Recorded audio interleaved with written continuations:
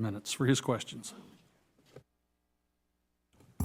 Thank you, Mr. Chairman. Mr. Turk, in October 2020, and by the way, thank you for being here, okay? In 2023 October, DOE distributed awards to 3 advanced nuclear energy developers to further those micro-reactor designs through front-end engineering and experiment design processes.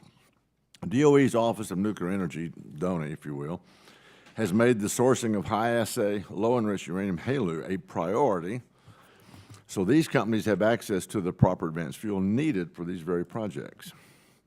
Unfortunately, it's my understanding that this fuel will not be provided on schedule, that will put these companies at significant risk of failure to deliver on time for the 2026 target, the demonstrations at the Idaho National Lab. So when does the DONE, if you're DOE, any plan on meeting its congressionally mandated obligation? Do you know a time frame, and can you ensure that this fuel will be awarded to RFP applicants before the end of 2024? Do you have a window there, or do you know?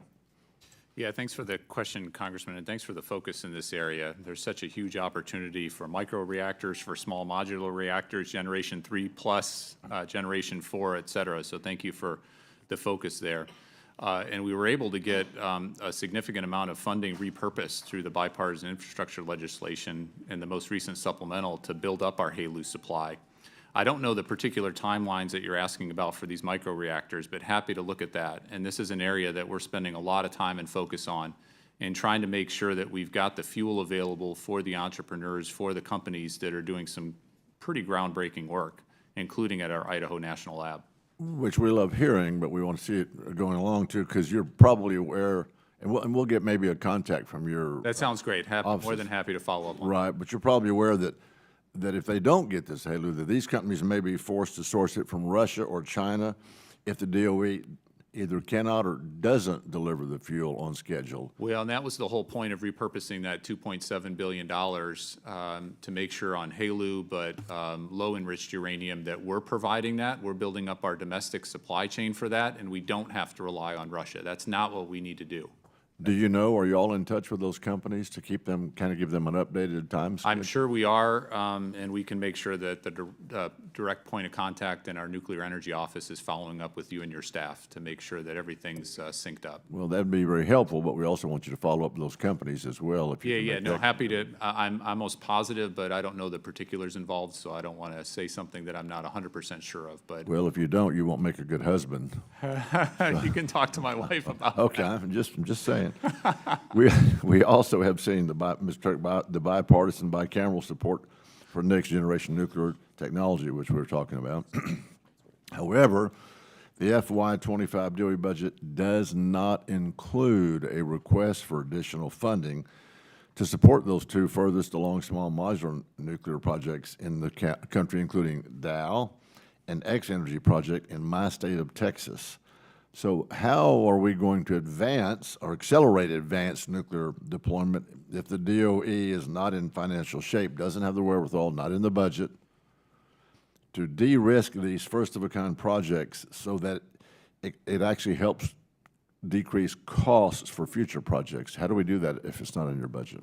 Yeah, so I'm very familiar with the X-Energy program, including with Dow. I think it's incredibly exciting what they're working on. And it's not just electricity generation, but it's the heat, which is incredibly helpful from an industrial capacity as well. So there's a lot of things to really like about that project. We did get some funding through the extraordinary legislation that was passed outside the appropriations process to help on the advanced demo reactor program. That is helpful. We also got another $1 billion repurpose for Gen 3 plus, which is different than what you're talking about, which is Generation 4. But there is such strong bipartisan support for small modular reactors. We just need to make sure we're all doing our part to be helpful on that front. Well, is it the same question then? Does Dow and X-Energy, do they know that? Is there a time frame? Are y'all communicating with them? So we're in constant communication with both, and our team right now is trying to make sure that we're spending those federal taxpayer dollars to the biggest bang that they possibly can achieve. Okay, I better jump real quick. My district has 3 LNG facilities. DOE officials stated, so the export ban has real impact on us. DOE officials stated that national labs will play a role in updating the public interest determinations for LNG exports through a study, which I think could have been done without pausing the exports, okay, putting a ban on them. Can you confirm exactly which labs are participating in that study? Yeah, happy to do it. We've got several labs. Our National Energy Technology Lab has done a lot of work in this area and will continue. But we're making sure that we're bringing in other labs, including our Pacific Northwest National Lab as well. And we're making sure wherever we have expertise that we're making that to bear. This is an incredibly important update in the study. And I just want to clarify, there is no ban on LNG exports. LNG exports are actually being exported right now at record levels. Well, Mr. Chairman, if I can, I don't want to sound argumentative, but this puts investors and companies, gives them pause for concern on what, for example, phase 2 of these ports are. So I want to make that point, and I'll let that go and yield back. Gentleman's time has expired. The chair recognizes